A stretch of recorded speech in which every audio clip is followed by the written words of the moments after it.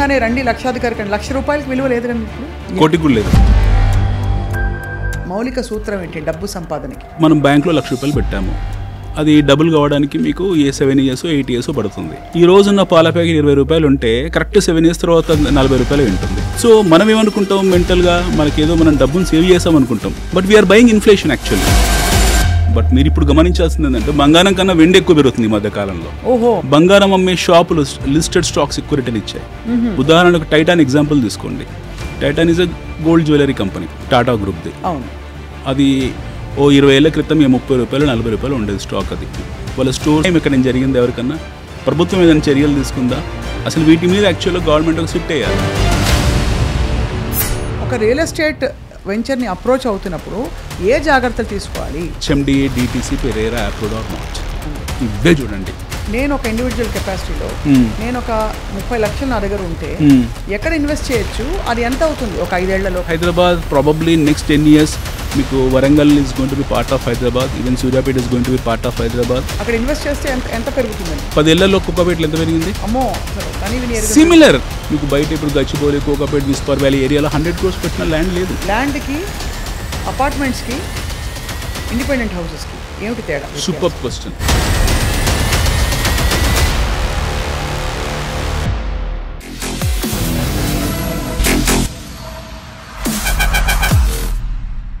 అందరికీ నమస్కారం. డబ్బు విలువ ఎంత మారిపోతుందో మన ఊహల్ని మించి కూడా డబ్బు విలువ పూర్తిగా పడిపోతుంది. కాబట్టి దీనికి తార్కాణం ఏంటంటే ఈ మాట అనడానికి, ఒకప్పుడు రండి లక్షాధికారి కండి అనే కార్యక్రమాలు ఉండేవి. ఇప్పుడు మీలో ఎవరు కోటేశ్వరుడు అని ఒక కార్యక్రమం చూస్తున్నాం మనం. అన్నిటికంటే మించి ఏంటంటే ₹1,00,00,000 విలువ కూడా ఇవాళ తూచ్ అంటున్నారు అందరూ. అలా అయిపోయిందనమాట ఇన్ఫ్లేషన్. ఇవాళ మనం ఒక ఫైనాన్షియల్ ఎక్స్పర్ట్, ఒక ప్లానర్ అండ్ బహుశా రియల్ ఎస్టేట్ అండ్ అలాగే ఇన్వెస్ట్మెంట్స్ రంగంలో చాలా అనుభవం గడించిన ఒక ఎక్స్పర్ట్ అని చెప్పచ్చు. వారితో మాట్లాడబోతున్నాం. 100 కోట్లు సంపాదించడం ఎలా? ఈ టాపిక్ వింటేనే దిమ్మ తిరిగిపోతుంది. Let's talk to Varaganti Anil Kumar garu. వారితో మాట్లాడి చాలా విషయాలు మనం ఇవాళ నేర్చుకోబోతున్నాం. అనిల్ కుమార్ గారు నమస్కారం. నమస్కారం. సో నిజంగానే రండి లక్షాధికారి కండి. ₹1,00,000 విలువ లేదు కండి ఇప్పుడు. లేదు, కోటికి కూడా లేదు. కోటికి కూడా లేదు అంటే అర్థం కావట్లేదు. ఒక్కసారిగా రెమ్యూనరేషన్స్ మొదలుకుని, శాలరీస్ మొదలుకుని అన్నీ మారిపోయాయి. సో ఇవాళ రూపాయి విలువ దాదాపు లేదని చెప్పాలి. ఎగ్జాక్ట్లీ లేదు, there is no value. So మరి మనం అవసరాలు ఎంత, ఎలా ప్లాన్ చేసుకోవాలని చెప్తే మీరేం చెప్తారు? ఫండమెంటల్ మౌలిక సూత్రం ఏంటి డబ్బు సంపాదనకి? డబ్బు సంపాదించాలంటే ముందు డబ్బు విలువ తెలియాలి, ఫస్ట్ థింగ్. రెండోది భవిష్యత్ అవసరాల పట్ల అవగాహన ఉండాలి. మూడోది మన సంపాదన ప్రక్రియ అవుతుందో అది ముఖ్యంగా అర్థం చేసుకోగలగాలి. మన ఇన్వెస్ట్మెంట్ని జాగ్రత్త చేయగలగాలి. సాంప్రదాయబద్ధంగా ట్రెడిషనల్గా మనకు తెలిసిన ఇన్వెస్ట్మెంట్స్ రెండు. అంటే భారతదేశంలో మనందరికీ కూడా సాంస్కృతిక పరంగా వచ్చిన భావజాలం అవుతుందో మనకు రెండు తెలుసు. ఒకటి బంగారము లేదా భూమి. బంగారం భూమి కాకుండా ఇతరత్ర సాధనాలు ఇంకేమున్నాయి అంటే చాలా ఉన్నాయి. బంగారం భూమి కన్నా కూడా ఎక్కువ రిటర్న్ ఆఫ్ ఇన్వెస్ట్మెంట్ ఇచ్చిన సాధనాలు ఎన్నో ఉన్నాయి. లాస్ట్ 20 yearsలో ఇన్ఫ్యాక్ట్ మనకు ఈ మన భారతదేశ ప్రయాణం మొదలైంది 40 ఏళ్ళు. అంటే మనకి గ్లోబలైజేషన్ తర్వాత, ఎస్పెషల్లీ 1991 పివి నరసింహారావు, మన్మోహన్ సింగ్ గారు తెచ్చిన ఈ గ్లోబలైజేషన్ రిఫార్మ్స్ తర్వాతనే మనకు మన భారతదేశ ప్రయాణం మొదలైందని మనం అనుకుందాం. జనరల్ బేసిక్ ఎకనామిక్స్ ఎవరికి తెలిసినా కూడా. అయితే మనం అందరం ఏం చేస్తామనంటే మన ట్రెడిషన్స్ని, మన సాంప్రదాయాల్ని, మన సాంప్రదాయ ఇన్వెస్ట్మెంట్స్ని ఈరోజు కూడా వదులుకోలేదు చదువుకున్న వాళ్ళు కూడా. మన వ్యవస్థ అంతా కూడా చీటీల చుట్టూ, మన వ్యవస్థ పూర్తిగా కంప్లీట్గా చీటీల చుట్టూ ఈ పీర్లెస్ అనో, సహారా అనో, ఇంకేదో మనీ లాండరింగ్ అనో, ఇంకేదో రకరకాల యాక్టివిటీస్లో ఇరుక్కుపోయాం. లేదా ప్రభుత్వం అమ్మి ఇన్ఫ్లేషన్ని కొంటాం మనం, ద్రవ్యోద్బలాన్ని కొనుక్కుంటాం మనం ఇన్ఫ్లేషన్ని. బ్యాంక్లో ఫిక్స్డ్ డిపాజిట్ ఉపయోగపడుతుండొచ్చు మనకు. అవి అంటే రెమిటెన్సెస్ క్విక్గా ఉంటాయి, మనకు కావాలనుకున్నప్పుడల్లా సేఫ్గా ఉంటుందని నమ్మకం. బట్ మీకు రిటర్న్ ఆఫ్ ఇన్వెస్ట్మెంట్ ఎక్కడుంది చెప్పండి అందులో? సపోజ్ మనం బ్యాంక్లో ₹1,00,000 పెట్టాము, అది డబుల్ కావడానికి మీకు 7 years 8 years పడుతుంది. ఈ 1,00,000 2 లక్షలు మీకు వడ్డీతో ఒక 7 yearsకు కాంపౌండెడ్ రేట్ ఆఫ్ రిటర్న్ మీద ఒక 8 yearsకు మీకు 2 లక్షలే వస్తుంది. ఈ రోజున్న పాల ప్యాకెట్ ₹20 ఉంటే కరెక్ట్ 7 years తర్వాత ₹40 ఉంటుంది.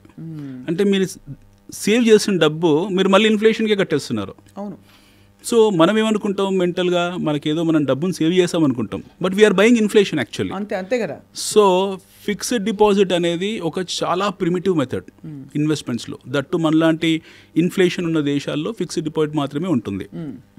రెండో సాధనం గోల్డ్. ఎస్, ఆర్థోడాక్స్ పరంగా ట్రెడిషనల్గా మనకు గోల్డ్ అనేది ఒక ఇన్వెస్ట్మెంట్. మీరు లాస్ట్ 100 years ట్రాక్ రికార్డ్ తీసుకుంటే gold is a fantastic return of investment ఇచ్చింది. పిచ్చిగా పేలిపోతున్నాయి ఇప్పుడు ధరలు, పేరిపోతున్నాయి. 2 లక్షలు పోయినా 3 లక్షలు పోయినా ఆశ్చర్యపోతుంది. ఎందుకంటే మళ్ళీ గోల్డ్ గ్రాఫ్ కూడా మీకు చాలా మీరు చూస్తే ఫిక్స్డ్ డిపాజిట్ లాగే ఉంటుంది. అది కూడా ఇన్ఫ్లేషన్ లాగే ఉంటుంది గోల్డ్ కూడా. ఎందుకంటే గోల్డ్ రిజర్వ్స్ ఒకటి తగ్గిపోవడము, ప్రపంచవ్యాప్తంగా గోల్డ్ ఎక్కువ డిగ్గు కావడము, కాస్ట్ ఆఫ్ ఎక్స్కవేషన్ ఎక్కువ పెరగడం, గోల్డ్ అవసరాలు పెరగడము. మన దేశంలో బంగారాన్ని మనం ఎలా చూస్తాం, ఒక ఆర్నమెంట్ లాగా చూస్తాం. అవును. బట్ వేరాజ్ డెవలప్డ్ కంట్రీస్లో అది ఆర్నమెంట్ కాదు, అది ఒక టెక్నికల్ టూల్. అది రకరకాల సాధనాల్లో, ఎలక్ట్రానిక్స్లో వాడే వస్తువు. అవును. బంగారం అవసరం పెరుగుతుంది. బట్ మీరు ఇప్పుడు గమనించాల్సింది ఏంటంటే బంగారం కన్నా వెండి ఎక్కువ పెరుగుతుంది ఈ మధ్య కాలంలో. లాస్ట్ 5-6 monthsలో మీకు వెండి ఎక్కువ సూపర్లేటివ్ రిటర్న్స్ ఇస్తూ ఉంది. ఎందుకంటే వెండి ఉత్పత్తి కూడా తగ్గుతుంది, తద్వారా డిమాండ్ పెరుగుతుంది. మళ్ళీ ఈ డిమాండ్ అంతా industrial demand. This is all related to electronics. So electronic వస్తువుల్లో మీకు వెండి వాడకం, ఎలక్ట్రానిక్ వస్తువుల్లో బంగారం వాడకం వల్ల ఈ మనం అనుకునే ఆర్నమెంట్ బంగారం ఏతుందో ఇండస్ట్రియల్ బంగారం అది, దానివల్ల అది పెరుగుకుంటూ పోతుంది. సో అన్ఆడిటెడ్ రికార్డ్ ప్రకారం ప్రపంచంలో బహుశా హైయెస్ట్ చెస్ట్ ఇండియాలో ఉంది, గోల్డ్ చెస్ట్. ఎందుకంటే 100 ఏళ్ళ నుంచి 200 నుంచి మనం కొనుక్కుంటూ వస్తున్నాం, రకరకాల దారుల ద్వారా మనం తెచ్చుకున్నాం. బట్ ఇక్కడ మీకు చాలా ఫన్నీయెస్ట్ పార్ట్ చెప్పాలంటే, బంగారం కన్నా ఎక్కువ రిటర్న్ బంగారం అమ్మే షాపులు, లిస్టెడ్ స్టాక్స్ ఎక్కువ రిటర్న్ ఇచ్చాయి. ఉదాహరణకు టైటాన్ ఎగ్జాంపుల్ తీసుకోండి. Titan is a gold jewellery company, మీకు టాటా గ్రూప్ది. అది 20 ఏళ్ల క్రితం 30 రూపాయలు 40 రూపాయలు ఉండేది స్టాక్. అది వాళ్ళ స్టోర్స్, వాళ్ళ వ్యాపారం ఎలా పెరుగుకుంటూ పోయిందో, వాళ్ళు ఇచ్చే బోనస్లు, వాళ్ళు ఇచ్చే డివిడెండ్స్ ఇవన్నీ చూసుకుంటే that would have given about 200 times. Wow. అంటే మీ ₹1,00,000 ఆల్మోస్ట్ 2 కోట్లు అయిపోయింది. ఇన్వెస్టర్స్ లైక్ రాకేష్ జుంజున్వాలా వీళ్ళందరూ అంత పెద్ద కుబేరులు కావడం కారణం Titan. So most of the people think that gold give more returns. But gold selling investment companies ఏవైతే ఉన్నాయో, అంటే ఆర్నమెంట్ సెల్లింగ్ ఇన్వెస్ట్మెంట్ కంపెనీస్ ఏవైతే ఉన్నాయో, అవి వీటికన్నా 100 రెట్లు పెరిగిపోయాయి. My god. So we need to understand where your money gets compounded more, where your money is able to give more returns. So ఆ సాధనాలని దృష్టిలో పెట్టుకోవాలి. Is it fair to say that మనం ఎక్కువ ఎక్స్పెక్ట్ చేస్తున్న కొద్దీ రిస్క్ కూడా పెరుగుతుందని? Risk is always there. Risk ఎక్కడ లేదు ప్రపంచంలో, risk is always there. But మనం ఇక్కడ ఆలోచించాల్సిన లెజిటిమేట్గా, ఒక డ్యూ డిలిజెంట్గా మనం చేయాల్సిన స్టడీ ఏంటంటే, గుడ్ కంపెనీస్ ఏంటి, బ్యాడ్ కంపెనీస్ ఏంటి, గుడ్ గవర్నెన్స్ ఏంటి, బ్యాడ్ గవర్నెన్స్ ఏంటి, కార్పొరేట్ గవర్నెన్స్ని దృష్టిలో పెట్టుకోవడము, కంపెనీస్ తాలూ గ్రోత్ స్టోరీస్ని అర్థం చేసుకోవడము.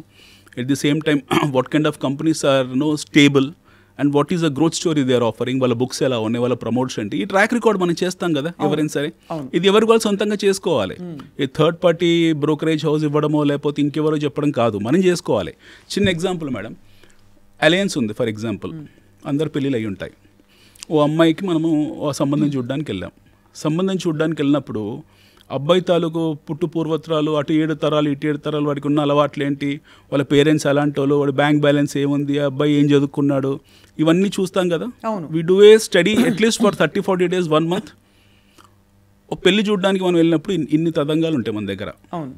కూరగాయల మార్కెట్కి వెళ్తాం, టమాటా కొంటాం. ఈరోజు టమాటా 10 రూపాయలు కేజీ ఉంది. 5 పైసా 10 పైసా 20 పైసా దగ్గర బార్గెన్ చేసి వదిలేస్తాం. సేమ్ టమాటా మనం ఎప్పుడు మళ్ళీ 100 రూపాయలలో కొనుక్కుంటాం నోరెత్తకుండా. బట్ ఎప్పుడైతే మీకు సెల్లర్స్ ఎక్కువైపోయారో we go and bargain this tomatoes. Now when you are selecting a vegetable, going shop by shop, ఒక్కొక్క షాప్ ఈ చివరి నుంచి ఆ చివరికి గంట సేపు ప్రయాణం చేసి రైతు బజార్లో, వీక్లీ బజార్లో, and we buy 1 kg of tomato with due diligence, పూర్తి స్థాయి అవగాహనతో కొన్నప్పుడు మీ డబ్బులు, మీరు 1,00,000, మీరు 2 లక్షలు, మీ 3 లక్షలు, ఎవరో చెప్పిన దాంట్లో ఎలా ఇన్వెస్ట్ చేస్తారు మీరు? అంటే ఇది మనకి డైరెక్ట్గా కాన్ఫిడెన్స్ ఉంటుంది, చిన్న మోతాదులో కాబట్టి ఒక విధమైన కాన్ఫిడెన్స్ ఉంటుంది, తప్పు జరిగినా పర్లేదని. ఎక్కువ మంది ఇన్వెస్ట్మెంట్స్ వైపు అడుగు వేయకపోవడానికి కారణం ఏంటంటే ల్యాక్ ఆఫ్ కాన్ఫిడెన్స్ కాదు, ల్యాక్ ఆఫ్ ఇన్ఫర్మేషన్. చదువుకోవాలి కదా, కరెక్ట్, అది తెలుసుకోవాలి కదా. ఫస్ట్ ఇన్ఫర్మేషన్ లేదు మన దగ్గర. ఇప్పుడు ఎవరో చెప్పారు, ఎవరో బ్రోకరేజ్ హౌస్ చెప్పారు, ఏదో పేపర్లో రాశారు పలానా కంపెనీ బాగుందని, ఇంకా వీళ్ళు ఇంకేం ఆలోచించారు, బ్లైండ్ బయింగ్ అనమాట అది. ఎవరో చెప్పారు. ఇప్పుడు మన భారతదేశంలో మనకు ఒక ఎడ్యుకేషన్ విప్లవం వచ్చింది 2006, 2007, 2008 టైంలో. చాలా విచిత్రంగా ఉంటుంది అది. There are plenty of education companies, .com companies, left right centre open చేశారు. I don't want to take the names of those companies, but చాలామంది కంపెనీస్ ఓపెన్ చేశారు. ఎగ్జాంపుల్ మీ ఎడ్యుకాంప్ లాంటి కంపెనీ చెప్తున్నాను. ఈ మోడల్ ఆఫ్ బిజినెస్ సర్వైవ్ అవుతుందా, survive కాదా, బైజూస్ లాంటి మోడల్ ఆఫ్ బిజినెస్ సర్వైవ్ అవుతుందా, సర్వైవ్ కాదా అర్థం చేసుకోకుండా ఎవరో ఇచ్చిన రిపోర్ట్ని, ఎవరో చెప్పిన దాన్ని నమ్మేసి అందులో హార్డ్ అర్న్ మనీ తీసుకెళ్ళి అవన్నీ బ్యాంక్రప్ట్ అయిపోయి ఎత్తేసిన తర్వాత ఫీల్ అవుతుంటారు. సో ఇక్కడ ఇష్యూ ఏంటంటే బేసిక్ ఇండివిజువల్గా మనం నేర్చుకోకపోవడం, మనం చదవకపోవడం. ఇప్పుడు నాది రియల్ ఎస్టేట్ బిజినెస్, మా దగ్గర ప్లాట్స్ కొంటారు. ఎలా కొంటారు? ఒక 30 లక్షలు ఇన్వెస్ట్మెంట్ 2 నెలలు. అసలు మీరు లెజిటిమేట్ అండ్ మీరు ప్రాపర్ డ్యూ డెలిజెన్స్ ఉంది అని ఎలా తెలుసుకోవాలి? అసలు మీరు కాకపోతే ఇంకోళ్ళైనా సరే, how does one find out? Real ఎస్టేట్కి వచ్చేసరికి కబ్జాలు జరిగిపోతాయి, రియల్ ఎస్టేట్లో డబ్బులు పెడితే ఇరుక్కుపోతాయి, ఎటు కాకుండా పోతుంది, హార్డ్ అండ్ మనీ, ఇవి ఉన్న అపోహలు జనాలు. అపోహ నిజమే, అపోహ కాదు, నిజమే మీరు అంది. ఫస్ట్ థింగ్ మనం అర్థం చేసుకోవాల్సింది, రియల్ ఎస్టేట్ 2 రకాలుగా ఉంటుంది. ఒకటి గవర్నమెంట్ అప్రూవ్డ్, అంటే ప్రభుత్వము మీకు ఆమోదించిన లేఅవుట్స్ ఉంటాయి, లేదా ప్రభుత్వం ఆమోదించిన కన్స్ట్రక్షన్స్ కానివ్వండి, అపార్ట్మెంట్స్ కానివ్వండి, ఏవో ఉంటాయి. ఇది రేరా అప్రూవ్డ్ అను, ఇది హెచ్ఎండి అప్రూవ్డ్ అను, ఇది డిటిసిపి అప్రూవ్డ్ అను. ఇది కానిది వదిలేసి ఎవడో ప్రీ లాంచ్ పెట్టాడు, రేపు పొద్దున మాకు అప్రూవల్ వచ్చిన తర్వాత మీకు 50% జంప్ వస్తుంది, 60% జంప్ వస్తుందని ఎవరో ఎక్స్వైజీ వచ్చి ఏదో ఊరు నుంచి వచ్చి హైదరాబాద్లో 10 ఎకరాలు 20 ఎకరాలు లేఅవుట్ తీసుకున్నాడు. మీరే ఎగ్జాంపుల్, స్వప్న గారు మీకు ఎవరో చెప్పారు, మీరు మేడం ఇట్లా మీరు మా దగ్గర మా ఫ్రెండ్ ఉన్నారు, ప్రీ అప్రూవల్ పెట్టారు ఒకటి, ఇందులో మీరు ప్లాట్ బుక్ చేసుకోండి, తర్వాత బాగా పెరుగుతుంది, ముందు అయితే డబ్బులు అది పెరిగే, రేపు పొద్దున అప్రూవల్ వచ్చాక మీకు అది 20 లక్షలు అవుతుంది, ఇప్పుడు 10 లక్షలు పెట్టి కొనుక్కోండి అని చెప్పారు. మీకు ఆశ ఉంటుంది సహజంగా ఎవరికైనా సరే, ఇంకే ఫ్యాక్టర్స్ చూడరు, డ్యూ డెలిజెన్స్ అసలు చూడరు, వెళుతారు, వాళ్ళు హార్డ్ అర్న్ మనీ 10 లక్షలు తీసుకొని డంప్ చేస్తారు. 99% ఇందులో ఫ్రాడ్ ఉంది. 99% ఇందులో ఫ్రాడ్ ఉంది. 99% జనాలు డబ్బులు పోగొట్టుకున్నారు. తర్వాత వాళ్ళు ఎవరికి తెలియదు. అదే వీళ్ళు ఎవరైతే ఆ డబ్బులు తీసుకొని పారిపోయారో వాళ్ళు ఎక్కడున్నారో కూడా తెలియదు. వాళ్ళ మీద ఏ యాక్షన్స్ లేవు, ప్రభుత్వం కూడా పెద్ద పట్టించుకునే సందర్భాలు లేవు, వాళ్ళు చర్యలు తీసుకునే కూడా పెద్ద ఏం లేవు. ఎవరో నోటీసులు ఇస్తారు, ఒకరిద్దరిని తీసుకెళ్ళి చెంచడలో వేస్తారు, వాడు బెయిల్ తెచ్చుకుంటాడు, మళ్ళీ తిరుగుతాడు, ఇవన్నీ నార్మల్ అయిపోయాయి.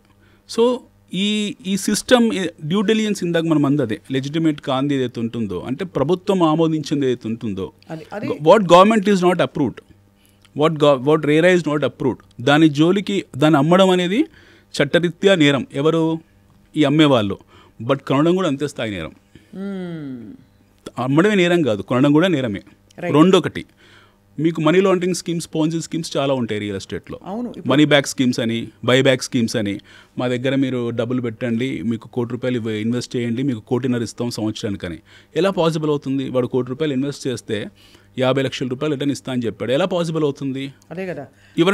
ఎవరైనా వాడి బ్యాలెన్స్ షీట్స్ ఏంటి, వాడి బుక్స్ ఏంటి, అసలు వాడి బ్యాక్గ్రౌండ్ ఏంటి, హూ ఈజ్ దట్ పర్సన్, ఎలా ఇవ్వగలుగుతున్నాడు, మీకు ₹1,00,00,000 నేను బతుకుతున్నా ఇందులో, ఎలా ఇవ్వగలుగుతున్నారు అని ఎవరైనా అంచనా వేసుకున్నారా? సైబర్ ఫ్రాడ్స్ ఇప్పుడు అలాగే కదా జరుగుతున్నాయి. ఇవి సైబర్ ఫ్రాడ్స్ కన్నా కూడా beyond madam, direct frauds, money laundering, Ponzi scheme frauds, ఇవన్నీ కూడా మీకు ప్రభుత్వానికి ప్రతి ఏటా సంవత్సరానికి దగ్గర 10 నుంచి 15,000 కోట్ల నష్టం వస్తుంది ఇందులో. దీనివల్ల పూర్తి స్థాయి రియల్ ఎస్టేట్ హైదరాబాద్లో ఈ పోన్జీ స్కీమ్స్, ఈ మనీ లాండరింగ్ వల్ల రియల్ ఎస్టేట్ సెంటిమెంట్ దెబ్బతినింది. There are plenty of families who become bankrupt. చాలా మంది వాళ్ళ పిల్లలు పెళ్లి చేయలేకపోతున్నారు, పిల్లల్ని చదివించుకోలేకపోతున్నారు, డబ్బులు తీసుకెళ్ళి హార్డ్ అర్న్ మనీ తీసుకెళ్ళి ఎవడో XYZ చేతిలో పెట్టారు, వాడు ఎక్కడుండో తెలియదు. ఎలా సాధ్యమవుతుంది? మీకు బ్యాంక్స్ ఇవ్వలేకపోతుంది, స్టాక్ మార్కెట్ ఇవ్వలేకపోతుంది, బంగారం ఇవ్వలేకపోతుంది. Nobody is able to give 50% ROI in 1 year. Correct. ఒక ఎల్లయ్య పుల్లయ్య మల్లయ్య వచ్చేసి రియల్ ఎస్టేట్లో వాడు ఏదో లేఅవుట్ అని చెప్పేసి మీరు ₹1,00,00,000 పెట్టండి, మీకు 50 లక్షలు ఇస్తాను, రిటర్న్ 150% ఇస్తాను, 50% ఇస్తాను అని చెప్పగానే జనాలు నమ్ముతున్నారు. రైట్. చేసేవాడు ఎట్లా ఫ్రాడ్ చేస్తున్నాడు, నమ్మేవాళ్ళు కూడా ఫ్రాడ్ చేస్తున్నారు కదా. అంటే నమ్మేవాళ్ళు ఫ్రాడ్ అంటే వాళ్ళకి తెలియక చేస్తున్నారు కాబట్టి ఫ్రాడ్. ఎలా ఇప్పుడు బ్యాంకే 7-8% ఇవ్వడం కుదరట్లేదు. Best of the best companies, Tata group లాంటి కంపెనీస్, ఇన్ఫోసిస్ లాంటి కంపెనీస్, టెక్ మహీంద్రా లాంటి కంపెనీస్, మహీంద్రా లాంటి కంపెనీసే వాళ్ళు 20%, 15% ROI తీసుకోవడానికి కింద మీద పడుతున్నారు. వాళ్ళు భూమి లేని భూమి మీద వాడి దగ్గర భూమే లేదు. It doesn't have any land with him. నేను ఏదో చేస్తాను రేపు పొద్దున అని చెప్పేసి భవిష్యత్తుని కలల సోదరుని అమ్మేసి ఈరోజు జనాల దగ్గర డబ్బులు తీసుకొని సక్సెస్ ఏంది? ఒక స్టోరీ చెప్పండి హైదరాబాద్లో అలాంటిది. Let's keep India side, let's talk about Hyderabad. అలా పబ్లిక్ నుంచి మనీ లాండరింగ్, పోన్జీ స్కీమ్ ద్వారా డబ్బులు తీసుకొని ₹1,00,00,000 ఎన్నో ఉన్నాయి అలాంటి. కొన్ని వందల వేల కోట్లు వసూలు చేశారు. కొన్ని కేసులు అవుతున్నాయి, కొంతమంది జైలుకి వెళ్ళారు అని మీరు ఎక్కువ కవర్ చేస్తుంటారు టీవీ ఛానల్స్ వాళ్ళే. But what happen to them? న్యాయం ఇక్కడ జరిగింది ఎవరికన్నా? ప్రభుత్వం ఏదైనా చర్యలు తీసుకుందా? అసలు వీటి మీద యాక్చువల్గా గవర్నమెంట్ ఒక సిట్ వేయాలి. They have to do a special investigative team. ఒక ప్యానల్ ఆఫ్ అడ్వకేట్స్ పెట్టాలి, ప్యానల్ ఆఫ్ పోలీస్ ఫోర్స్ని ఎంప్లాయ్ చేయాలి, వీలుంటే సిఆర్పిఎఫ్ని పెట్టాలి, చెంచల్ కూడా ఎక్స్టెన్షన్ చేయాలి, వీలుంటే ఇంకో 20 బ్యారకులు పెట్టాలి అందరిని తీసుకెళ్ళడానికి. ఇలాంటి ఫ్రాడ్స్ ఒక ఎత్తు అయితే ఇప్పుడున్న ఆందోళన ఏంటంటే ఇవాళ ల్యాండ్ బాగుంటుంది, నా పేరు మీద రిజిస్టర్ అవుతుంది, కానీ ఎవరో అక్కడ లోకల్ బడాబాబులో ఎవరో వచ్చి అది మొత్తం తారుమారు చేసే రికార్డులని, ఆ టైటిల్ డీడ్స్ని కూడా తీసేసి ఎక్కడ నా డబ్బులు పోతాయి. ఇంపాసిబుల్, అది ఇంపాసిబుల్. నేను 4 years అని చూసాను ఈ రోజు వరకు కూడా. మీకు we have a fantastic system. Beat మనము ధరణి అనుకోవచ్చు, లేకపోతే దాని పేరు మారిస్తే రేపు పొద్దున భూభారతి అనొచ్చు. వీ హ్యావ్ ఫెంటాస్టిక్, కర్ణుడికి కవచకుండాల లాంటి సిస్టమ్ అది. ఒక్కసారి మీరు సిస్టంలో అందులోకి ఎంటర్ అయిన తర్వాత మీ వేలు ముద్రబడి అందులో మీ పేరు మీద రిజిస్టర్ అయ్యాక అందులో కబ్జా అనేది ఇంపాసిబుల్, అది సాధ్యం కాదు. కబ్జా జరగడము, డాక్యుమెంటేషన్ మ్యానిపులేట్ చేయడం అనేది సాధ్యం కాదు. మీ పేరు మీద రిజిస్టర్ అయిపోయిన డాక్యుమెంట్ అఫీషియల్గా మీరు ధరణిలో ఎంటర్ అయ్యారు. కానీ నా పేరు మీద రిజిస్టర్ అయిపోయాక కూడా ధరణిలో జరిగిన అవకతవకల వల్ల వేరే పేరు వచ్చేసింది అనుకోండి, ఏది చెల్లుతుంది? ధరణిలో అవకతవకలు జరిగినట్టు సందర్భాలు చాలా తక్కువ ఉన్నాయి. అసలు అలాంటివి లేవు, జరగవు. పాసిబుల్ ధరణి అని కాదండి. ఇప్పుడు పేరు మార్చిన భూభారతి అని మారుస్తున్నారు government. Whatever the portal it is possible కాదు. మీ పేరు మీద ఒకసారి రిజిస్టర్ అయిన తర్వాత అది ఇంకొకరి పేరు మీద మార్చడం అనేది నెక్స్ట్ ఇంపాసిబుల్. అది ఎవరు దాన్ని చేయలేరు unless until the buyer has to come, ఈ has to give an acknowledgement. అతను ట్రాన్స్ఫర్ చేస్తే తప్పిస్తే పేరు మార్చడం అనేది సాధ్యం కాదు. ఈ సౌలభ్యము, ఈ సౌకర్యం భారతదేశం మొత్తంలో కేవలం మన తెలంగాణ రాష్ట్రాన్ని మాత్రమే ఉంది. Hyderabad lands are absolutely safe to buy and provided if that is approved by the concerned authority. ఇక్కడ మరొక మనం 2 రకాలు మాట్లాడాం. ఒకటి లేని కంపెనీలు సృష్టించి భూములు అమ్మేసి మోసం, అది డైరెక్ట్ మోసం. ఇది ఇక్కడ నేను అడిగింది అవకతవకలు జరిగితే, అంటే లోకలైజ్డ్గా స్టే ఇన్సిడెంట్స్ జరుగుతాయి. ఎవరో లోకలైజ్డ్ గుండాలు కావచ్చు, రౌడీ షీటర్లు వాళ్ళు వచ్చి తీసేసుకుంటారని ఒక భయం ఉంటుంది. మూడోది చట్టపరమైన మార్పులు. ఇప్పుడు Hydraa is something that nobody expected. People who invested started getting, ఇప్పుడు ఆగింది పానికింగ్. ఇలా అంటే సో ఒక రియల్ ఎస్టేట్ వెంచర్ని అప్రోచ్ అవుతున్నప్పుడు ఏ జాగ్రత్తలు తీసుకోవాలి? ఇప్పుడు ఇందులో మౌలికంగా మనం మూడు ప్రశ్నలు మీవి. ఇప్పుడు మనం చూడాల్సిన ఫస్ట్ థింగ్, ఒకసారి ఈ రౌడీలు గుండాలు వచ్చి మీ కబ్జాలు చేస్తారా అనేది ఆ ఇన్సిడెంట్స్ గత 10 సంవత్సరాలు ఎక్కడ లేదు. నాకు తెలిసి మన దగ్గర రౌడీలు గుండాలనే సినిమాలో కనపడుతున్నప్పుడు రియల్ లైఫ్లో అయితే చూసిన దాఖలాలు తక్కువ. ఏదో వైన్ షాప్లో అక్కడికి ఉండొచ్చు, అంత ఈజీ కాదు. ఎందుకంటే మన లా and order one of the robust law and order what we have. మన దగ్గర ఈ రోజు ఒక హ్యాండ్ బ్యాగ్ పోయినా సరే గంట సేపట్లో పట్టేసి తెచ్చిచ్చేస్తున్నారు. We have fantastic law and order. మన సిస్టమ్ చాలా అద్భుతంగా ఉంది. We are not like others when it comes to Telangana or when it comes to Hyderabad. వీళ్ళు రౌడీలు గుండాలు రావడం, కబ్జాలు చేయడం అనేది మన సినిమాలో మాత్రమే చూసాం. గతంలో కొన్ని జరుగుంటాయి సంఘటనలు హైదరాబాద్లో కూడా. బట్ లాస్ట్ 13 yearsలో మనకి ఎప్పుడైతే ఈ లా అండ్ ఆర్డర్ని ఇంటిగ్రేట్ చేశామో, ధరణితో ఇంటిగ్రేట్ చేశామో, this is watched out. Return of cases అనమాట. ఇంకా అలాంటివి ఏం జరగలేదు. ఎప్పుడు కూడా ఇంక జరిగే పాసిబిలిటీ లేదు. ఇందా మీతో అన్నట్టు ఒకసారి ఒక ప్రాజెక్ట్ అప్రూవ్ అయిన తర్వాత, ఆ ప్రాజెక్ట్లో మీరు బయ్యర్గా చేరిన తర్వాత మిమ్మల్ని టచ్ చేయడం అనేది, your rights will be protected. Your rights are absolutely protected. Yes. Nobody can touch. Even God cannot touch you. Okay. No one can touch. There is no authority on this earth which can come and encroach your land. Provided if that is registered on your name and provided that particular land has been approved. What are those approvals? DTC approval undi, RERA approval undi. That's enough. It encompasses everything. Absolutely. Yes. That can encompass everything. Now you are going to ask a question, why this hydra has happened then? Yeah. Okay, so Hydra was an activity. Actually, Hydra is a very good activity where they wanted to clear the encroachments. Backward encroachments ఏవైతే ఉన్నాయో మనకు, especially రోడ్స్ని ఎక్కడైతే encroach చేశారో లేదా lakes encroach చేశారో. ఎన్ని lakes ఉండే హైదరాబాద్లో దగ్గర 300-400 చెరువులు ఉండేవి.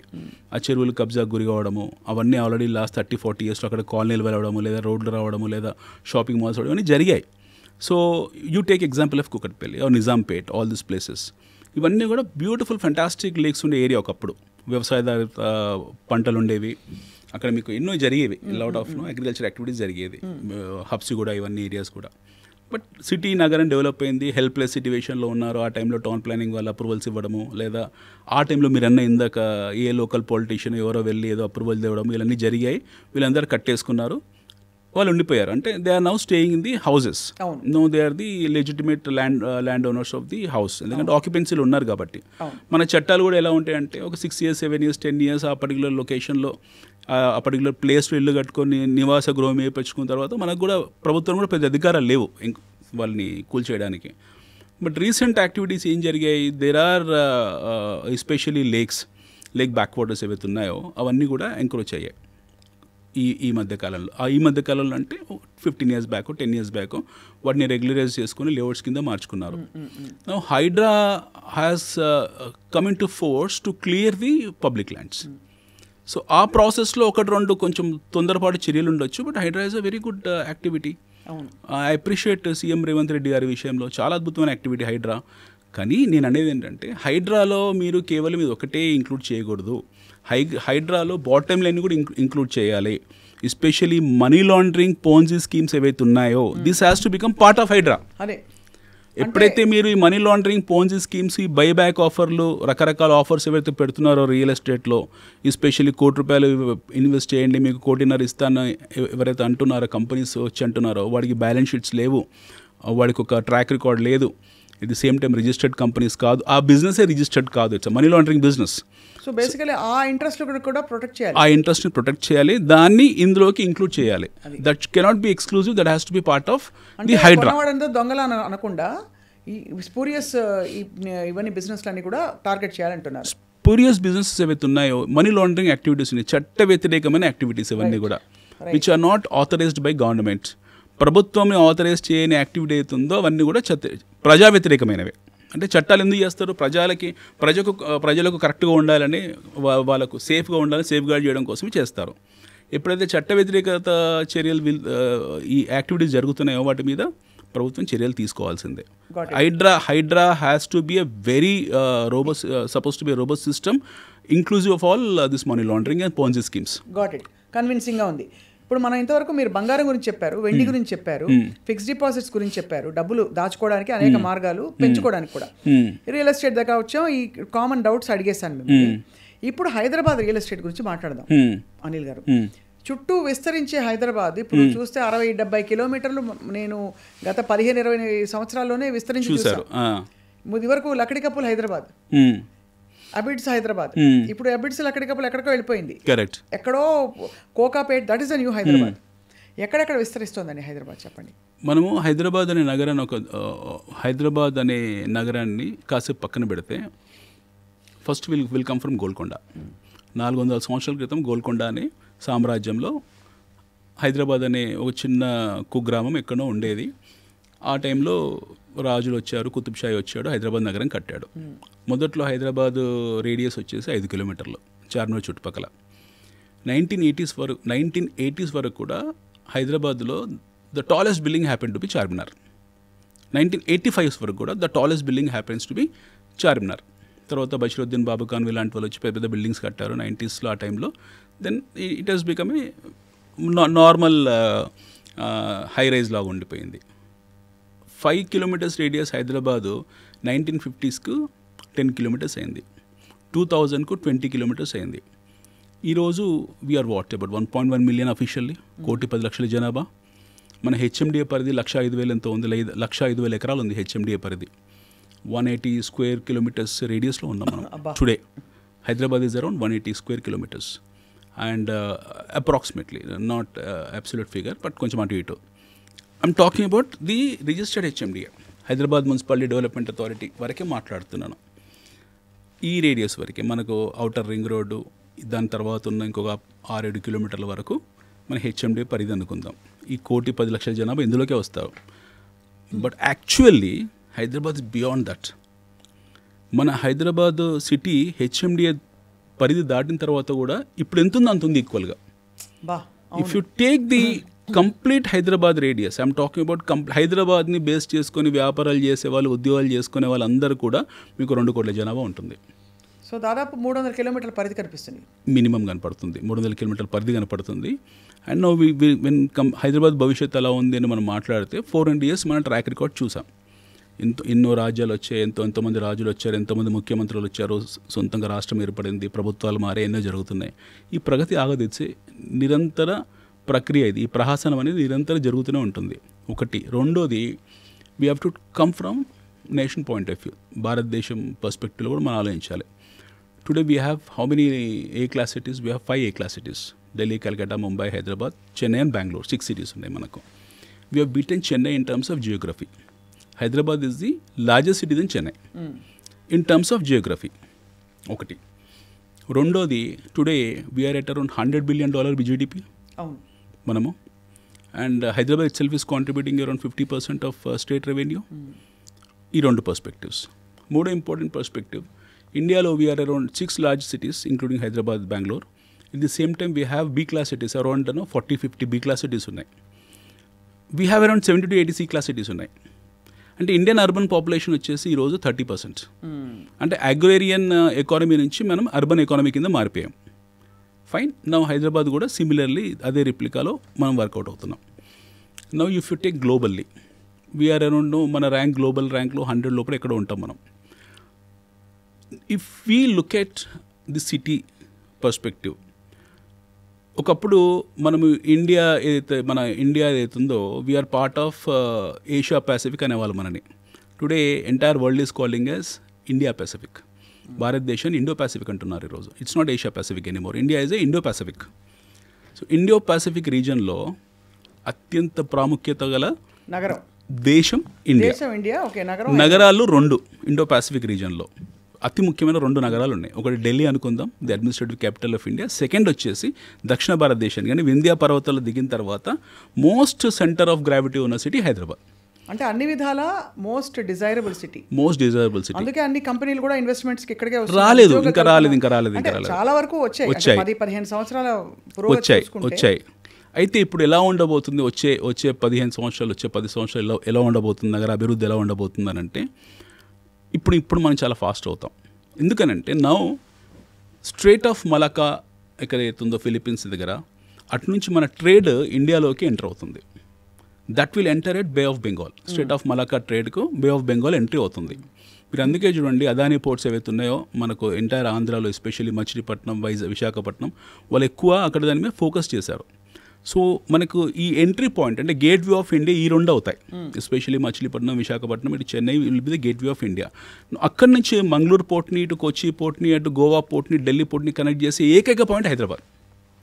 సో ఈ రెండు పోర్ట్స్ అంటే south and east and west బేస్ని కనెక్ట్ చేసే సెంటర్ పాయింట్ అవుతుంది. సో అంటే వింధ్యా పర్వతాల కింద నుండి ఒకటి ఆల్రెడీ ఎగ్జిస్టింగ్, బట్ ఇప్పుడు ఇన్ఫ్రాస్ట్రక్చర్ పరంగా చాలా రోబస్ట్ అవుతుంది. రెండోది, సౌత్ ఇండియాలో మన దక్షిణ భారతదేశంలో there has to be place where it has to be feasible for everyone. It is not Bengaluru, it is not Chennai anymore. It will be Hyderabad. రేపు పొద్దున భవిష్యత్తులో EV zone, electric vehicle zone కానివ్వండి, ఫ్యూచర్ అంతా electric వెహికల్దే ఉంటుంది. Manufacturing zones కానివ్వండి. Already Hyderabad happen to be larger pharma player in the world. మనకు almost ప్రపంచవ్యాప్తంగా ఉన్న 30% OTC, over the counter pharma products అన్ని Hyderabad produce products. And stock మార్కెట్లో లిస్ట్ అయిన మేజర్ మేజర్ ఫార్మా కంపెనీస్ అన్నీ కూడా Hyderabad companies. So we have Hyderabad pharma city now. ఇంకా అది యాక్టివేట్ కాలేదు. Over a period of time 9 to 5 yearsలో అది 5 to 9 years మధ్య కాలంలో మీకు అది యాక్టివేట్ అవుతుంది, which can produce around 20 lakh employment. Only I'm talking about Hyderabad pharma city, that which is in a position to create about 20 lakh employment. ఒక వ్యక్తి మీద ముగ్గురిని ఒక ఫ్యామిలీ ఆఫ్ 4 peopleని కన్సిడర్ చేసినా సరే, ఒక వ్యక్తి ఇంటూ 3 = 4 ఇంటూ 20 lakh, 80 లక్షల పాపులేషన్ మీకు ఓన్లీ ఫార్మా నుంచి రాబోతుంది. So this is going to be 3 times 4 times bigger then China pharma. మీకు చైనాలో ఉన్న ఫార్మాసిటీ కన్నా we are 3 times 4 times larger then China pharma city. రెండోది వచ్చేసి చిప్ మ్యానుఫ్యాక్చరింగ్స్ ఏవైతే ఉన్నాయో, ఇప్పుడు మనకు తైవాన్లో జరుగుతున్న chip manufacturing, Taiwan semiconductor companies ఏవైతే ఉన్నాయో, they are focusing in India. ఇవన్నీ ఇప్పుడు మనం గుజరాత్కి వెళ్ళాయి కొన్ని. సో మొత్తానికి హైదరాబాద్ అంటే డిజైరబుల్ అని బియాండ్ ఎస్టాబ్లిష్డ్. కానీ ఇవి గ్లోబల్గా చూస్తే అనిల్ గారు, ఒక బయర్గా, ఒక ఇన్వెస్టర్గా నాకేంటని అర్థం కాదు. సో ఆ పాయింట్ ఆఫ్ వ్యూ నుంచి ప్లీజ్ ఎక్స్ప్లెయిన్ టు అస్. మీకు మీ పాయింట్ ఆఫ్ వ్యూలో మీకు ఇందాక అడిగాను మిమ్మల్ని, 10 ఏళ్ల క్రితం మీకు గచ్చిబౌలి తెలుసా? 15 ఏళ్ళ 20 years బ్యాక్ హైదరాబాద్లో the most costliest place in Hyderabad అంటే పంజాగుట్ట. The most costly. మీరు తీసుకునే రామ్ గోపాల్ వర్మ ఇంటర్వ్యూ రామోయిజంలో ఆయన మూవీస్ అన్ని పంజాగుట్ట చుట్టే ఉంటాయి.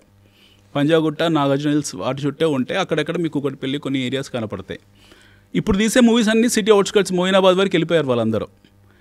అంటే city got expanded at least 30-35 kilometres in last 20 years. అంటే major urban, I'm talking about major urban ఒక 35 కిలోమీటర్లకు వెళ్ళిపోయింది నాగార్జున సర్కిల్ నుండి.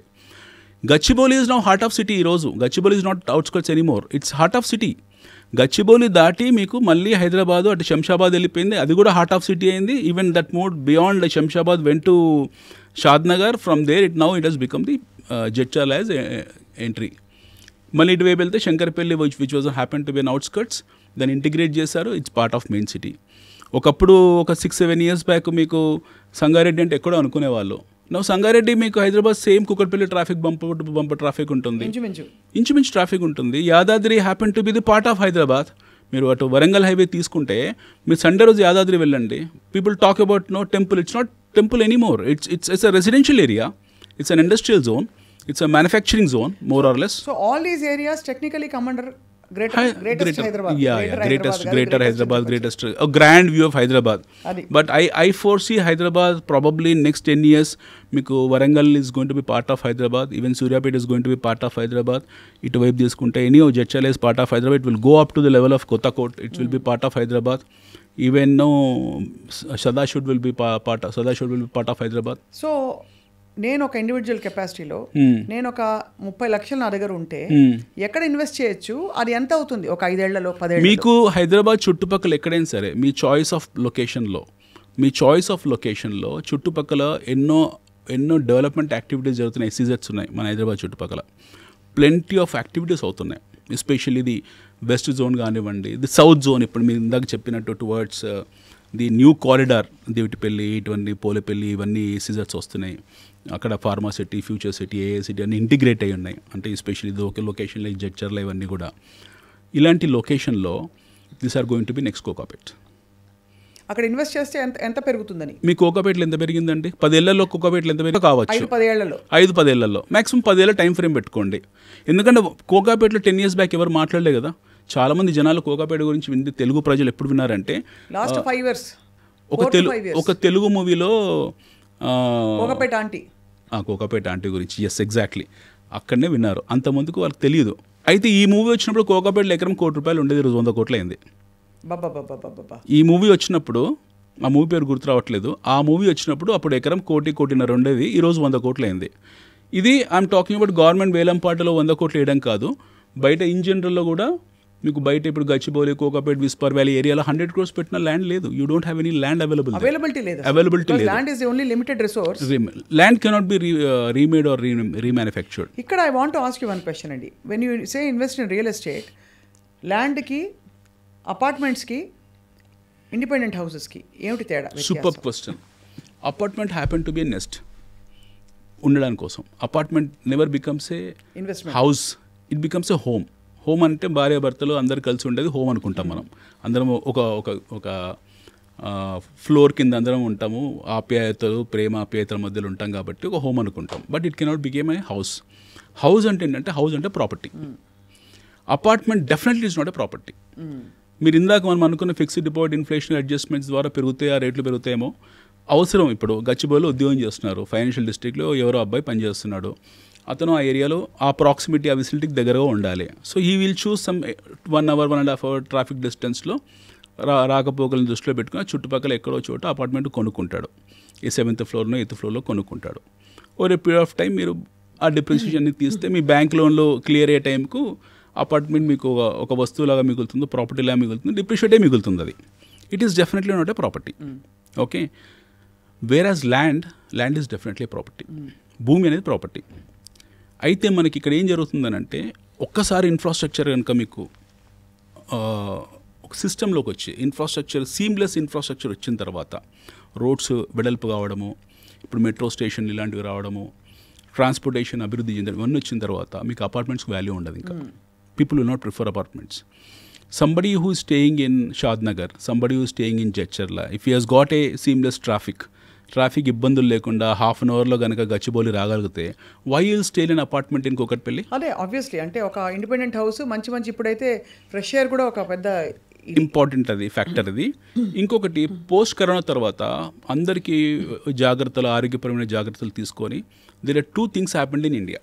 కరోనా తర్వాత భారతదేశంలో 2 విప్లవాలు వచ్చాయి, చాలా సైలెంట్ రెవల్యూషన్స్ వచ్చాయి.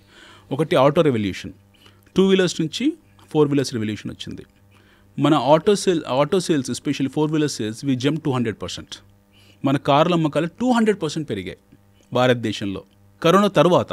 People thought entire world is going to get in to trouble, 50% జనాభా ఎగిరిపోతుంది, భారతదేశం కూడా అతలాకుతలం అయిపోతుంది, మనం అందరం కూడా కంప్లీట్ కొలాప్స్ అయిపోయాం అనుకున్న సందర్భంలో people have preferred to buy 4 wheeler for that social distancing దృష్టిలో పెట్టుకుని బైక్స్ కన్నా కార్ల కన్నా ట్రాన్స్పోర్టేషన్ ఇది కంఫర్టబుల్ సేఫ్ ట్రాన్స్పోర్టేషన్ అని చెప్పి they got in to 4 wheelers.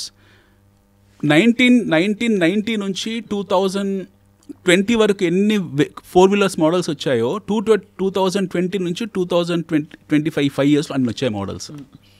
So today buying is not a problem, వాడికి ఒక ట్రిగర్ పాయింట్ కావాలి.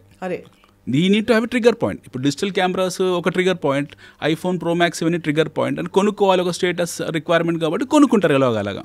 సో అంతవరకు కార్ల అవసరం ఎవరికి పడలేదు, they thought it's a luxury item. But ఎప్పుడైతే అది అవసరం కింద మారిందో పీపుల్ స్టార్టెడ్ బయింగ్ కార్స్. అది యూస్డ్ కార్ కావచ్చు, కొత్త కార్ కావచ్చు, but we have jumped in terms of sales. And no lot of companies have come. Even Hyundai కూడా మన లిస్ట్ చేశారు భారతదేశం దృష్టిలో పెట్టుకొని. ఫోర్డ్ వాళ్ళు, మా Ford company as left India, ఇండియాలో మార్కెట్ లేదు, కష్టంగా ఉన్నామని చెప్పేసి ఇండియా నుంచి వెళ్ళిపోయారు ఫోర్డ్ వాళ్ళు. Now they want to come back again in 4 years, seeing the market condition, seeing the dynamics of the market, seeing the purchasing ability of the Indians, అది చూసి మళ్ళీ వాపస్ వస్తున్నారు. Similarly what happened is micro family system వచ్చింది. Parents ఇదివరకు ఉమ్మడి కుటుంబాలు, అన్నదమ్ములు అందరూ ఒకే చోట ఉండేవాళ్ళు. ఈ కరోనా తర్వాత సోషల్ డిస్టెన్స్ పేరు ఒక బహానా, ఆ పేరు పెట్టుకొని తండ్రి నుంచి కొడుకులు విడిపోవడము, అన్నదమ్ములు విడిపోయి ఇలా జరిగి అందరూ వెళ్ళారు. అది కూడా ఒక one of the reason. So ఇంకొకటి ఏంటంటే బ్యాంక్ లోన్స్, మనకు కంఫర్టబుల్ బ్యాంక్ లోన్స్ ఇవ్వడం, డిస్బర్స్మెంట్స్ చాలా ఈజీ చేయడం bank loans, ample availability of inventory ఉండడము, చాలా ఇన్వెంటరీ ఉంది మన దగ్గర. So now people are preferring to buy independent house. ఇక్కడ ఇంకొక క్వశ్చన్ ఏంటంటే, నా దగ్గర సపోజ్ 30 లక్షలు ఈఎంఐ కట్టాల్సిన అమౌంట్ ఉంది, లోన్ ఉంది, బట్ 30 లక్షలు రెడీలీ క్యాష్ కూడా ఉంది. ఈ 30 లక్షలు పెట్టి ఇన్వెస్ట్ చేసి డబ్బులు చేసుకుని ఈ ఈఎంఐలు కట్టుకుంటూ కంటిన్యూ చేయడం బెటరా, ఆ 30 లక్షలతో అప్పులు తీర్చేయడం బెటరా? ఎందుకు ఈఎంఐలు కంటిన్యూ చేయండి, కంటిన్యూ ఈఎంఐ. 30 లక్షలు పెద్ద కష్టం ఏం కదా, ఈఎంఐస్ కంటిన్యూ చేయండి. ఒక ఎగ్జాంపుల్ చెప్పాము, హైపోథెటికల్లీ ఏంటంటే ఆ 30 లక్షలు ఇక్కడ ఇన్వెస్ట్ చేయండి, ఆ 30 లక్షలు 3 కోట్లు చేయండి, ఈ 30 లక్షల ఈఎంఐ అవుతుందో ఈ 2 నెలలు 3 నెలలు క్లియర్ చేసుకోండి. అదే కాబట్టి చేతిలో డబ్బులు రిజర్వ్స్ ఉంటే better to invest and help it grow. Yes. Than to pay off loans and yes. Chala old way of thinking. Yes. మీ దగ్గర if don't foreclose your loans, continue your loans, because the cost of loan versus the appreciation of your money is more. అంటే ఈ రెండింటిని, ఈ delta ఫ్యాక్టర్ని మీరు దృష్టిలో పెట్టుకుంటే దీనికి ఎక్కువ మీకు వయబిలిటీ ఉంటుంది, దీని రిటర్న్ ఎక్కువ ఉంటుంది, ఎక్కువ రిటర్న్ ఉంటుంది. In fact you would also probably say, of course lands మీద లోన్స్ ఇవ్వరు కానీ లోన్ తీసుకుని ఇన్వెస్ట్ చేయడం కూడా is a fantastic opportunity. You take a personal loan and buy a land. మీకు పర్సనల్ ఎంత పడుతుంది, సపోజ్ అనుకుందాము ఇప్పుడు ఒక మంచి లొకేషన్ ఉంది, it's a very good thought. మీకు ఒక 30 లక్షల ప్లాట్ ఉంది, మీ దగ్గర లేదు, 10 లక్షల క్యాష్ ఉంది, ఇంకో 20 lakhs మీరు లోన్కి వెళ్ళాల్సి ఉంటుంది. డెఫినెట్గా ల్యాండ్స్ మీద లోన్స్ ఇవ్వరు బ్యాంక్స్, ఎందుకంటే కార్డ్ వాల్యూకు మార్కెట్ వాల్యూకి తేడా ఉంటుంది కాబట్టి. So now you don't have any other obvious choice. Go for a PL loan, personal లోన్కి వెళ్ళండి. పర్సనల్ కాస్ట్ ఆఫ్ పర్సనల్ చాలా తక్కువ ఉంటుంది. 4 years తీసుకుని ఆ ల్యాండ్ మీద ఇన్వెస్ట్ చేసి గ్రో చేసి అంతవరకు ఈఎంఐలు కట్టుకోండి. వాట్ ఎవర్ ఇది గ్రో అయ్యాక అమ్మేస్తే ఇది కట్టేసి బహుశా మిగిలిన దాన్ని ఇంకో చోట ఇన్వెస్ట్ చేయడం. కరెక్ట్. చాలా మంది అలా చేస్తారు, ఇంటెలెక్చువల్స్ అంతా చేసే పని అది. When you have some financial savvy, when you have some understanding about financial aspects, మనకి బేసిక్ ఆర్థిక విధానాల పట్ల కొంచెం అవగాహన ఉండి ఈ మనీని ఎలా మూవ్ చేయాలన్న ఆ సెన్స్ ఉండుంటే అందరు చేసే పని ఇది. ఎందుకనంటే మీరు ఈరోజు భూమి కొన్నారండి, ఓ 10 సంవత్సరాలు వెయిట్ చేశారు. హైదరాబాద్లో ఎక్కడ ఏ చుట్టుపక్కల కొనుక్కున్నా ఎవ్రీ 3 years డబుల్ అవుతుంది. ఇది పక్కా రిటర్న్ ఆన్ రాక్. మీ హైదరాబాద్ చుట్టుపక్కల ఎక్కడ కొన్నా సరే మీరు అప్రూవ్, ఐమ్ టాకింగ్ మళ్ళీ I'm reinstating, I'm talking about approved project. ఇప్పుడు ఉన్నాయండి అప్రూవ్డ్ ప్రాజెక్ట్స్, అన్ని అప్రూవ్డే మన దగ్గర ఉన్నాయి. లేఅవుట్ ప్రాజెక్ట్స్ ఉంటాయి చూడండి, ఈ లేఅవుట్ ప్రాజెక్ట్స్ అంటే అర్థం ఏంటి? లేఅవుట్ అంటేనే అప్రూవ్డ్ ప్రాజెక్ట్స్. లేఅవుట్ అనేది ఒక 1 acre ల్యాండ్, దాన్ని ముక్కలు చేసి అమ్మడం లేఅవుట్ అంటారు. అదే అంటే అక్కడ ఏం చేయాలని, రెసిడెన్షియల్ పర్పస్ కోసమే ఇల్లు కట్టుకోవాలంటే కట్టుకుంటారు, లేదా ప్రాపర్టీలో ఉంచుకుంటారు, చాలా మంది కట్టుకుంటారు. ఒకప్పుడు ఏంటంటే భూమిలో అందరు వేరే సాధనాలు ఉండేవి కాబట్టి అందరు వెళ్ళి ఏ ఊర్లో ఎక్కడో భూమిలో కొనుక్కునేవాళ్ళు. ఈరోజు అలా కాదు కదండి. ఇప్పుడు ఒక ప్రాజెక్ట్ ఉంది, ఒక అప్రూవ్డ్ ప్రాజెక్ట్ ఉంది, లేఅవుట్ ఉంది, కాంపౌండ్ వాల్ ఉంది, సీసీ కెమెరాస్ ఉన్నాయి, సీసీ రోడ్స్ ఉన్నాయి, లోన మీకు అండర్ గ్రౌండ్ డ్రైనేజ్ ఉంది, వాటర్ ఫెసిలిటీ ఉంది, ఇరిగేషన్ లోపల when you have all amenities available వాళ్ళు కట్టేసుకుంటారు కదా అందులో. అండ్ ప్రాక్సిమిటీ మళ్ళీ ఇందాక అన్నట్టు మీకు సిటీకి దగ్గరలో వేర్ నో ఎంప్లాయబిలిటీ ఉన్న ఏరియాలో మీరు ఎప్పుడైతే స్థలాలు కొనుక్కుంటారో న్యాచురల్ గ్రో అవుతాయి అవి. That is how Kokapet has grown, that is how Gachibowli has grown, that is how Shankarpally has grown, that is how all the other places have grown. ఎప్పుడైతే మీకు ట్రావెల్ డిస్టెన్స్ తగ్గిపోతుందో ఒక ఏరియా నుంచి ఇంకో ఏరియాకు, ఆ ఏరియాలో లేఅవుట్లో మీరు ఒక ఇల్లు స్థలం కొనుక్కొని 2 years 3 years కట్టుకున్నారనుకోండి, న్యాచురల్ దానికి వాల్యూ పెరుగుతుంది. అది ఉంచుకోవచ్చు మీరు అన్నట్టుగా, మీ ఇష్టం అది up to you. Yes, that's a property end of the day. So ఈ మొత్తం ఇన్వెస్ట్మెంట్స్ అండ్ మేకింగ్ మనీ నడుమ పిల్లల చదువులు ఇట్లాంటి వాటికి అవసరాలకి ఎలా ప్లాన్ చేసుకోవాలి అనిల్ గారు? ఒక్కటండి, ఆల్వేస్ నో ఫస్ట్ థింగ్ వృధా ఖర్చులు ఉంటాయండి. వృధా ఖర్చులను ఎప్పుడైతే మనం కంట్రోల్ చేస్తామో న్యాచురల్లీ మీకు అన్ని ఖర్చులు వెళ్ళిపోతాయి. అంటే వృధా ఖర్చులు చెప్పండి ఒక ఎగ్జాంపుల్కి. మీకు అలా ఇలా చెప్తే బాగోదేమో. మీకు ఆన్లైన్లో ఫుడ్ ఆర్డర్ చేస్తారు, వృధా ఖర్చు కాదా అండి అది? ఇంట్లో వండుకోలేరా? ఏదో సరదా కోసం ఎప్పుడో నెలకో 2 నెలలకోసారి ఓకే, వారానికి ఒకసారి తెచ్చుకోవడం వృధా ఖర్చే కదా. మన చిన్నతనంలో మనకి ఇవి లేవు కదా. We don't have all this. మన ఇంట్లో ఎవరో వండి పెట్టేవాళ్ళం, మనం తినేవాళ్ళం, హ్యాపీగా ఉండేవాళ్ళం. వృధా ఖర్చు కాస్మెటిక్స్, బట్టలు వృధా ఖర్చే, నాట్ రిక్వైర్డ్. ఎందుకు అంత ఫ్యాషనబుల్గా మనకు అనిపించే ప్రయత్నం చేయాలి? కానీ దేనికి దాచుకుంటున్నావు డబ్బులని? ఇప్పుడు ఉన్నవాడు ఇది చాలా మంది ఆర్గ్యుమెంట్ కాబట్టి మీ ముందు ఇలా ఉంచుతాను. మీరు ఒక ఇన్వెస్ట్మెంట్ ఎక్స్పర్ట్. ఇప్పుడు పోయాక ఎవరి కోసం అది, ఎవరి కోసం? ఫస్ట్ మనం ఇప్పుడు అందరు పోతారండి, అన్డిస్ప్యూటెడ్, అది ఎవరు ఉండరు. బట్ మీరు పోయాక మన పిల్లలు కష్టపడకూడదు. ఇప్పుడు అవర్ పెడిగ్రీ, మన పిల్లలు ఎవరైతే ఉంటారో వాళ్ళు సఫర్ కాకూడదు. దానికి చదువులు ఉండాలి, వాళ్ళకి కావాల్సిన ఆర్థిక వెసులుబాటు కల్పించుకోవాలి. అది అంతకు మించి అంత డబ్బు ఎంజాయ్ అంత మించి అంటే ఏంటి? ఇప్పుడు మనం ఫస్ట్ మీరు అడిగిన ప్రశ్న అదే. ఈ రోజు ₹1,00,000 సరిపోవట్లేదు, ₹1,00,00,000 విలువ లేదని మనం మాట్లాడుకున్నాం. సో అది ఒక 20 years ఫ్రమ్ నౌ ఈ రోజు ఈ జూబ్లీహిల్స్లో ఒక 200 గజాలు ఇల్లు కొనుక్కోవాలంటే మీకు ఎంత అవుతుంది? 4 నుంచి 5 కోట్లు అవుతుంది మినిమం అవుతుంది. 4 to 5 crores. అంటే పిల్లోడికి మన కూతురికి వరకు ఒక 200 గజాలు ఇల్లు ఇవ్వాలంటే వాడు జీవితకాలం కష్టపడాలి. ఫస్ట్ థింగ్, కష్టపడే ఎబిలిటీ ఉండి కష్టపడి సంపాదించుకొని కొంటే బాగుంటుంది. లేదు అని అంటే ఇందాకన్నా వృధా ఖర్చులు తగ్గించుకొని వేరే సాధనాల్లో వెళ్ళి అందులో సంపాదించడం మొదలుపెట్టాలి. ఈ 2 లేదు, నేను చదివిపించాను వదిలేస్తాను వాళ్ళ కర్మ అనుకుంటే మనం చెప్పేది ఏమీ లేదు.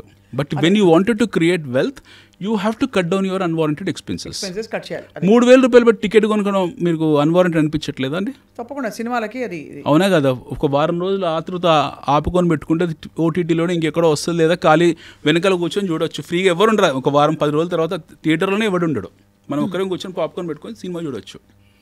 అండ్ దిస్ అన్వారంటెడ్ ఫ్యాసినేషన్స్ ఏవైతే ఉన్నాయో, అన్వారంటెడ్ కాస్మెటిక్స్, అన్వారంటెడ్ డ్రెస్సింగ్, మనము పక్క వాళ్ళతో కంపేర్ చేసుకోవడము, వాడికి ఆ కారు ఉంది కదా నేను కారు మార్చడము. పిల్లలు ఎన్నో కంప్లైంట్స్ తీసుకొస్తారు. నాన్న ఇప్పుడు మా ఫ్రెండ్ వాళ్ళ డాడీకి ఇది ఉంది నీకు లేదని, మా ఫ్రెండ్ వాళ్ళ డాడీకి తెస్తాడు మీరు. ఈ కంపారిజన్స్ వచ్చినప్పుడు ఆటోమేటిక్గా పేరెంట్స్ కూడా టెంప్ట్ అయిపోయి ఏవో చేస్తూ ఉంటారు. గ్యాడ్జెట్స్ ఉన్నాయి, అవసరం లేదు అవన్నీ కూడా. సో ఇక్కడ ఇంకో పర్టినెంట్ క్వశ్చన్ అడుగుతాను. Used car is better or new car is better? Go for used car, go for Delhi car. ఢిల్లీలో మన హైదరాబాద్లో తిరుగుతున్న 4matic Mercedes you get it for 20 lakhs. మీకు నేను మొన్న ఆన్లైన్లో సెర్చ్ చేస్తే 80 లక్షలకు రోల్స్ రాయ్స్ ఉంది. 8 కోట్ల కారు 80 lakhsకి రోల్స్ రాయ్స్ ఉంది. I can afford to buy. But నాకు ఆ స్టేటస్లో కొనలేదు, ఎందుకంటే దానికి స్టేటస్ కావాలి కాబట్టి. 80 లక్షలకు రోల్స్ రాయ్స్ ఉంది. 40 లక్షలకు, 60 లక్షలు, 70 లక్షలకు మీకు పోర్షే దొరుకుతుంది. 20 లక్షలకు మీకు BMWలు ఉన్నాయి. I'm talking about the latest GT series. Why don't you go for it? ఇప్పుడు చిన్న ఎగ్జాంపుల్ అండి, నేను మీ ఆఫీస్కి వచ్చాను. I came in a high end car. ఇక్కడికి వచ్చాను స్టూడియోకు, నేను హై ఎండ్ కార్లోనే వచ్చాను. బయట ఉంది నా కారు. ఎవరికైనా తెలుసా అది కొత్తదా పాతదా? ఎవరు తెలియదు. నన్ను అడుగుతారా ఎప్పుడు రిజిస్టర్ చేయించారని? రెండోది, అన్నిటికన్నా ముఖ్యమైనది ఏంటంటే కొత్త కారు కొనుక్కోవడం, పాత కారు కొనుక్కోవడం అది చూడరు. మీరు ఏ కార్లో వచ్చారో మాత్రమే చూస్తారు. మీరు మర్సిడీస్లో ఉన్నారా లేకపోతే మారుతిలో ఉన్నారా చూస్తారు. అంతే కదా. మీరు ఇక్కడికి ఫంక్షన్కి వెళ్ళారు. ఇప్పుడు చాలామంది ఫిల్మ్ యాక్టర్స్ ఉంటారు, ప్లెంటీ ఆఫ్ ఫిల్మ్ యాక్టర్స్ ఉంటారు. వాళ్ళు ఎప్పుడో 6 years 7 years back high end cars కొని ఉంటారు. ఈ రోజు కూడా వాడుతున్నారు కదా. ఓ 5-6 years అయితే వాడేసి అమ్మేస్తారు వాళ్ళు, వేరే వాళ్ళు కొనుక్కుంటారు. యూస్డ్ కార్ తప్ప ఏంటంటారు? అసలు ఇప్పుడు యూజ్డ్ హౌస్ కొనట్లేదా మనము? ఎందుకంటే ఇప్పుడు ఒక మంచి రకం కారు కొంటే 40 లక్షలు చాలా మందికి, ఒక కొంచెం మిడ్ రేంజ్ నుంచి చూస్తే 40 to 60 lakhs అవుతుంది. అదే యూజ్డ్ అంటే మనకి 1/4 పడిపోతుంది. ఎగ్జాక్ట్లీ. కాబట్టి ఆ డబ్బులు ఇంకో చోట ఏ ల్యాండ్లోనో పెడితే అది బాగా పెరుగుతుంది. గ్యాడ్జెట్స్, కార్స్ డిప్రిషియేట్ అవుతాయి. అసలు గ్యాడ్జెట్స్ కొనకూడదండి. Who is asking to go and buy every Apple new model? ఎవరు చూస్తారు ఇప్పుడు? యాపిల్ వాడి పని అదే కదా, ప్రతి నెల ఒకటి కొత్త మోడల్ కొంచెం ఫీచర్స్ మార్చి రిలీజ్ చేస్తాడు. పిల్లలు మీరే it has become such a what you call vulnerable thing in life that ఒక ఫ్యామిలీలో పథెటిక్ కండిషన్ ఉందంటే, ఒక మిడిల్ క్లాస్ ఫ్యామిలీలో నలుగురు ఉంటే నలుగురు చేతిలో 4 యాపిల్ ఫోన్లు ఉన్నాయి, which is about 4 lakh rupees. 4 Apple కార్లు, 4 యాపిల్ ఫోన్ల బదులు ఇంకో 10 లక్షలు 15 లక్షలు యాడ్ చేసుకుని ఇక్కడ భూమి కొని అవతల బారేస్తే దాన్ని ఒక 10 years 20 years తర్వాత, అట్లీస్ట్ ఒక 10 years తర్వాత దట్ వుడ్ బి 10x. 40-50 లక్షలు అవుతుంది కదా. Who is bothered about it? And why you need to have so many, మీరు కంటిన్యూ చేయండి, why you need to have so many what you call, ఈ fascinations అవసరం లేదు కదా వీటికి, అస్సలు ఈ గ్యాడ్జెట్స్ అవసరం లేదు. ఇంకొకటి అన్నిటికన్నా ముఖ్యమైనది, ఇందా మనం అనుకుంది కూడా, used car. Who is seeing you? మిమ్మల్ని ఎవరు చూస్తున్నారు? అసలు మీరు ఏ కార్ వాడుతున్నారో అనేది మాత్రమే చూస్తారు. ఏ కార్ అది కూడా చూడాలంటే, కార్ అనేది కంఫర్ట్. అదే, కార్ అనేది ఒక మాధ్యమం, comfort to travel from place to place. ఇది కార్లో బేసిక్ కావాల్సింది మనకు సేఫ్టీ ఉందా లేదా, మైలేజ్ ఉందా లేదా, బాగుందా లేదా, అదేం డిస్టర్బ్ చేయట్లేదు, దారిలో శ్రీశైలం అడవులు వెళ్ళిన తర్వాత బ్రేక్ డౌన్ కావట్లేదు కదా, ఇవి మాత్రమే మనం చూసుకుంటాం. అంతే తప్పిసి ఇవన్నీ అవసరం లేదు. ఇవన్నీ అన్వారంటెడ్ సోషల్ స్టిగ్మాస్ ఇవన్నీ కూడా. రెండోది బట్టలు, చాలా ఇంపార్టెంట్. ఇది బట్టలు. ఈరోజు ఒక శారీ రిలీజ్ చేసిన తర్వాత కరెక్ట్ నెల రోజులకు అదే కంపెనీ ఇంకో శారీ రిలీజ్ చేస్తాడు. మన చిన్న చేంజెస్తో మళ్ళీ వచ్చే బట్టలో ఏవో వేసుకుంటారు. Even if you take even gents బట్టల్లో కూడా డిస్కౌంట్ సేల్ అని పెడతారు, 30%, 40%, 50%. What's wrong buying in discount sale? Absolutely not, nothing wrong కదా. Who is bothered? Who is seeing? ఎవరు చూస్తారు? ఈ మోడల్ ఎప్పుడు వచ్చింది, ఎప్పుడు పోయింది, ఎవరికి తెలుసు? కరెక్ట్, అర్థమైంది. ఇవన్నీ దుబారా ఖర్చు తగ్గించుకోవాలి. అదంతా కూడగట్టుకుంటే నెలకి ఫర్ ఎగ్జాంపుల్ ఒక 25,000 ఆదా అయినా కూడా సంవత్సరానికి 25 into 12 అంటే 3 లక్షలు. అలాగా 3 ఏళ్ళు చేస్తారంటే మీకు 9 లక్షలు 10 లక్షలు వచ్చేస్తుంది కదా. దాన్ని వేసి ఎక్కడో వారెన్ బఫే ఏమంటారంటే, ఒక గొప్ప స్టేట్మెంట్ ఉంటుంది. Warren Buffett says that first save your money then spend. మీరు first how much should you save? If you get 100 rupees, Anil garu, how much will you save? 40-50 rupees అయితే సేవ్ చేసుకోవాల్సింది. అందులో భోజనంలో ఏం కాస్ట్ మారదు కదండి. ఇప్పుడు మళ్ళీ ఇవన్నీ ఏంటంటే పినాసి మాటలు ఇలా అంటారు, అంత ఈజ్ మైజర్ అని అంటారు. అవి కాదు. End of the nobody sees all this. People will look at you only that. రేపు పొద్దున్న ఏదైనా కష్టకాలంలో వచ్చింది, హాస్పిటలైజ్ అయ్యాము, ఇన్సూరెన్స్ ఆదుకోలేదు, మనకి ఏదైనా నాన్ ఇన్సూరెన్స్ ఎయిల్మెంట్ ప్రాబ్లం వచ్చింది, డబ్బులే వస్తే ఇంకేమీ రావు. మనకి ఇంట్లో పిల్లలకి ఏదో కష్టం వచ్చింది, డబ్బులే వస్తాయి, ఇంకెవరు రారు. కష్టాలు చాలా రకాలుగా ఉంటాయి. చిన్న చిన్న కష్టాలు వచ్చాయి అనుకోండి, స్నేహితులు వస్తారు. పెద్ద కష్టాలు వస్తే స్నేహితులు పోతారు, బంధువులు వస్తారు. అంతకన్నా పెద్ద కష్టం వస్తే బంధువులు స్నేహితులు అందరూ పోతారు, భార్య పిల్లలు లేదా తల్లిదండ్రులు ఉంటారు. అంతకన్నా తీవ్రమైన కష్టం వస్తే ఎవరు ఉండరు, మనం మాత్రమే ఉంటాం. అది గుర్తుంచుకోవాలి. అంతే. అత్యంత తీవ్రమైన కష్టం వచ్చిన రోజు ఎవ్వరు ఉండరు, డబ్బు మాత్రమే ఉంటుంది. Nothing will be there with you, only money will come to rescue you. అది డబ్బు విలువ అంటే, అది చెప్పింది. అది తెలుసుకుంటే your rupee will be wisely spent, wisely invested. ఇప్పుడు ఫైనలీ అనిల్ కుమార్ గారు, చాలా informative and lot of heavily loaded session ఇది. మీతో ఇంకొక ఇంటర్వ్యూ ఎప్పుడో చేయాలి మేము త్వరలో. ఏంటంటే ఇప్పుడు హైదరాబాద్ చుట్టుపక్కల ప్రాంతాల్లో మనకి లెజిటిమేట్ సేఫ్ ఈ లేఅవుట్లు ఉన్నాయా, ప్రాజెక్ట్స్ ఉన్నాయా? చాలా ఉన్నాయి. మీరు చూడాల్సింది ఒకటే, first thing, whether it is RERA approved or not. It is HMDA DTCP RERA approved or not. అంతే. ఇవే చూడండి, ఈ 3 చూడండి. ఈ 3 ఉన్నాయి అనుకోండి, go and blind by. Right. ఇంకా ఏం అవసరం లేదు మీకు. ఇవి లేకుండా, లేదు మేము వారం రోజుల్లో లాంచ్ చేస్తాం, నెల రోజులు లాంచ్ చేస్తామని అంటే it is absolutely bogus. Don't even get in to that. Right. So if you wanted to save your money and if you wanted to make your money grow in real estate, you have to understand one thing, that you have to buy a approved project and see that your project is getting registered, your product is getting registered on time. That's it. Right. And don't get into these Ponzi schemes, money laundering schemes. These are bogus. I appeal to government that హైడ్రాలో మీరు ఈ money laundering, buyback, real estate offers ఉన్నాయో ఏవైతే ఉన్నాయో ఇందులో హైడ్రాలో ఇందులో include చేయండి. ఇలా చేయడం వల్ల సంవత్సరానికి ప్రభుత్వానికి కొన్ని వేల కోట్ల రూపాయల ఆదాయం కలుగుతుంది.